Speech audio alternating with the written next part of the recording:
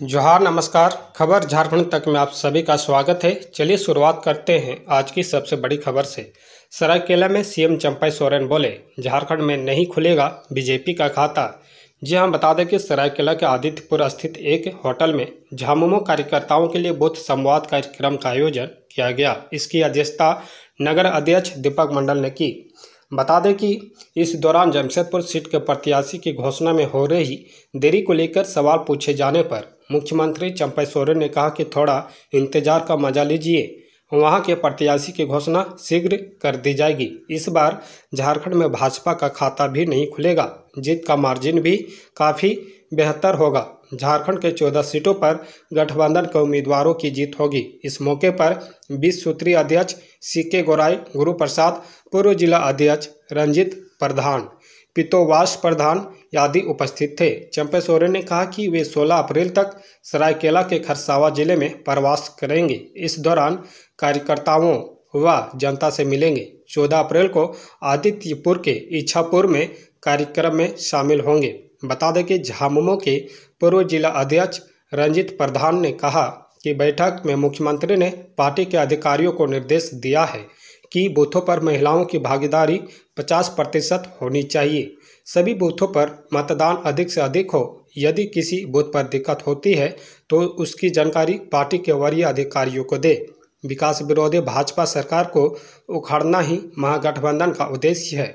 मोदी की गारंटी कहकर लोगों को गुमराह करने वाली भाजपा ने राज्य की जनता से दगाबाजी की है। इस कारण लोकसभा चुनाव में झारखंड में भाजपा खाता भी नहीं खोल पाएगी। उक्त बातें मुख्यमंत्री चंपई सोरेन ने गम्हरिया में शनिवार को आयोजित बूथ संवाद कार्यक्रम में कार्यकर्ताओं को संबोधित करते हुए कही। सरहुल पर हेमंत सोरेन की झांकी से खड़ा हुआ विवाद। आचार संहिता उल्लंघन के मामले में 26 लोगों पर केस दर्ज। जी हां, बता दें कि जेल में बंद झारखंड के पूर्व मुख्यमंत्री हेमंत सोरेन के समर्थन में कथित तौर पर झांकी निकालकर आदर्श आचार संहिता का उल्लंघन करने के मामले में बड़ी कार्रवाई की गई है। पुलिस ने शुक्रवार को जानकारी देते हुए बताया कि मामले को लेकर एक आदिवासी संगठन ने केवल 26 लोगों पर केस दर्ज किया है। बता दें कि कथित तौर पर केंद्रीय सरना समिति के सदस्यों ने गुरुवार को सरहुल उत्सव के दौरान एक झांकी निकाली गई, जिसमें हेमंत सोरेन को जेल की सलाखों के पीछे दिखाया गया था। उसके बाहर ईडी और सीबीआई अधिकारियों को दिखाया गया था। बता दें कि प्रवर्तन निदेशालय ने मनी लॉन्ड्रिंग केस में 31 जनवरी को हेमंत सोरेन को गिरफ्तार किया था। फिलहाल वे न्यायिक हिरासत में है। एक पुलिस अधिकारी ने कहा कि मजिस्ट्रेट विनोद कुमार की लिखित शिकायत के आधार पर रांची के कोतवाली पुलिस स्टेशन में 26 लोगों के खिलाफ प्राथमिकी दर्ज की गई है। उन्होंने कहा कि प्रथम दृष्टया यह एक राजनीतिक अभियान का हिस्सा लगता है, जबकि आचार संहिता लागू है। पुलिस की तरफ से जिन 26 लोगों के खिलाफ आचार संहिता का उल्लंघन का मामला दर्ज किया गया है, उसमें केएसएस के अध्यक्ष फूलचंद तिर्की का भी नाम शामिल है। फूलचंद तिर्की ने आरोपों से इनकार करते हुए दावा किया है कि संगठन द्वारा झांकी नहीं निकाली गई थी। हम इस तरह के किसी भी गतिविधि में शामिल नहीं थे। संगठन का नाम स्पष्ट रूप से केंद्रीय सरना समिति भारत बताया गया है। उन्होंने यह भी कहा कि केएसएस ने घटना की गहन जांच करने के लिए रांची प्रशासन को पत्र लिखा है। जेल में भरत मिलाप, नेताओं संग हेमंत से मिले बसंत सोरेन। जी हां, बता दें कि शुक्रवार का दिन राजनीतिक सरगर्मी के नाम रहा। जैसे जैसे दिन चढ़ता गया, राजनीतिक तपिश बढ़ती गई। एक तरफ बसंत सोरेन संघ के झामुमो नेता जेल में हेमंत सोरेन से मिले और चुनाव एवं पार्टी संगठन पर बात की। दूसरी ओर विधायक लोबिन हेम्ब्रोम को लेकर भी चर्चा होती रही। वहीं कांग्रेस का तेवर भाजपा पर तलक रहे।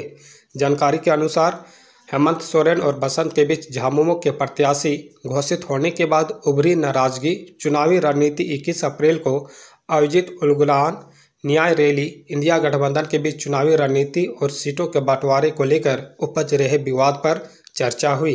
यहाँ ये भी बताते चले कि पिछली दफा जब हेमंत सोरेन से बसंत सोरेन मिले थे तो 2 सीटों पर प्रत्याशी की घोषणा हुई थी। दूसरी ओर जोबा मांझी ने झामुमो सुप्रीमो व राज्यसभा सांसद शिबू सोरेन और मुख्यमंत्री चंपई सोरेन से भी मुलाकात की। इसके बाद उन्होंने कहा कि लड़ेंगे और जीतेंगे, झारखंड झुकेगा नहीं। उन्होंने कहा कि झामुमो के कार्यकारी अध्यक्ष सह पूर्व मुख्यमंत्री हेमंत सोरेन से जेल में मुलाकात के क्रम में उन्हें यही संदेश दिया। हेमंत से भेंट कर एक नई ऊर्जा मिली है। झामुमो महासचिव सुप्रियो भट्टाचार्य ने पार्टी विधायक लोबिन हेम्ब्रम की नाराजगी और पार्टी में रहते राजमहल से निर्दलीय चुनाव लड़ने के ऐलान पर कहा कि उन्हें मना लिया जाएगा। अभी उन्होंने नामांकन नहीं किया है। चाईबासा में हो समाज का विरोध और लोहरदगा से पार्टी विधायक चमरा लिंडा के चुनावी मैदान में उतरने की बात पर कहा कि कोई कहीं विरोध नहीं है। चुनाव में थोड़ी बहुत नाराजगी चलती रहती है, यह सभी पार्टियों में होता है। रामनवमी को लेकर हाई लेवल मीटिंग, गृह सचिव, डीजीपी समेत जिलों के डीसी, एसपी हुए शामिल। जी हां, बता दें कि रामनवमी के दौरान सुरक्षा व्यवस्था को लेकर शनिवार को हाई लेवल मीटिंग हुई।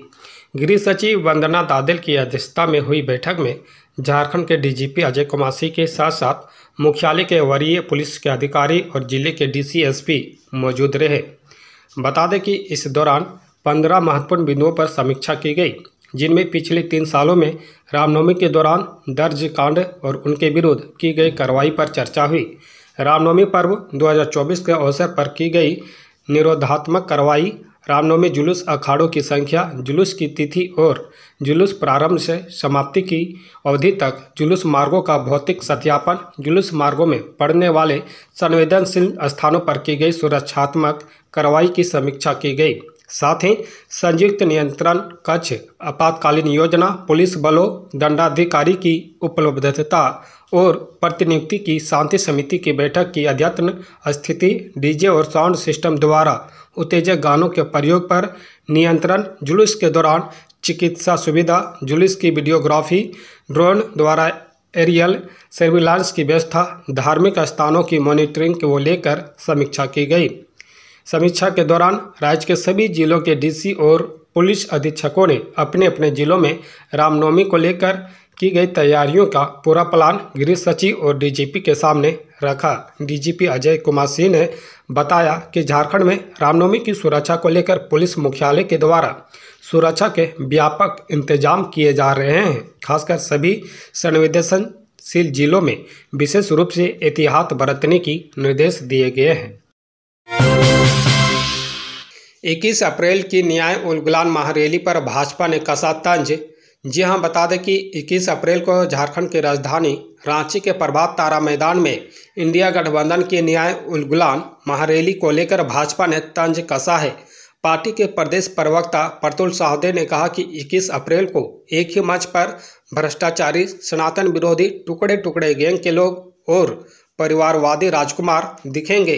रैली का नाम उलगुलान रखना भगवान बिरसा मुंडा सहित झारखंड के अमर शहीदों का अपमान है। प्रतुल ने आगे कहा कि उलगुलान का आह्वान अंग्रेजों के अत्याचार के खिलाफ किया गया था। उलगुलान शब्द आदिवासी अस्मिता से है और आदिवासी सम्मान से जुड़ा है। ऐसे भ्रष्टाचारी जुटान का नाम उलगुलान देकर इन्होंने पूरे देश के आदिवासियों का अपमान किया है। सीता सोरेन ने भी अपने साथ परिवार के भीतर हुए अन्याय के खिलाफ उलगुलान का ऐलान किया है। परिवार में उन्हें तिरस्कृत किया गया। सीता सोरेन अपने आंदोलनकारी पति स्वर्गीय दुर्गा सोरेन की रहस्यमयी मौत को साजिश बताते हुए जांच की मांग की है, पर सरकार ने उसे ठंडे बस्ती में डाल दिया है। जयराम महतो की पार्टी JBKS ने धनबाद, दुमका, रांची लोकसभा से प्रत्याशियों की घोषणा की। जी हां, बता दें कि झारखंडी भाषा खतियान संघर्ष समिति ने धनबाद, दुमका, रांची से प्रत्याशियों की घोषणा कर दी है। शनिवार को पार्टी के केंद्रीय प्रधान महासचिव ने इन तीनों प्रत्याशियों की सूची जारी की है। इसके अनुसार धनबाद सीट से इकलाख अंसारी, दुमका से बेबी लता टुडू, रांची से देवेंद्र नाथ महतो को उम्मीदवार बनाया गया है। पार्टी के केंद्रीय अध्यक्ष जयराम महतो पहले ही गिरिडीह सीट से चुनावी दंगल में उतरने की घोषणा कर चुके हैं। बता दें कि छात्र नेता जयराम महतो ने बीते साल ही अपनी पार्टी झारखंडी भाषा खतियान संघर्ष समिति का गठन किया है। नई पार्टी के गठन के साथ ही उन्होंने लोकसभा और विधानसभा चुनाव लड़ने की घोषणा की थी। पार्टी गठन के साथ ही उन्होंने 1932 के खतियान के पक्ष में नारा बुलंद किया था। इस मौके पर उन्होंने शहीदों के अरमानों का झारखंड नहीं बन पाने की बात और संप्रदायवाद, पूंजीवाद का मुद्दा उठाया था। बता दें कि झारखंड में जयराम महतो ने तेजी से अपनी पहचान बनाई है वह युवाओं के बीच टाइगर जयराम महतो के नाम से मशहूर है। बता दें कि टाइगर जयराम महतो रोजगार और नियोजन नीति को लेकर काफ़ी मुखर रहते हैं। कई बार इसे लेकर वह झारखंड के छात्रों के साथ खड़े नजर आए हैं। बीते कुछ सालों में जयराम महतो ने कई बार जनसभाएं की, जिसमें हजारों की भीड़ जुटती है। इसके अलावा यह युवा नेता सोशल मीडिया पर भी बेहद सक्रिय है और राज्यों के मुद्दे को बेहद मुखरता से रखते हैं।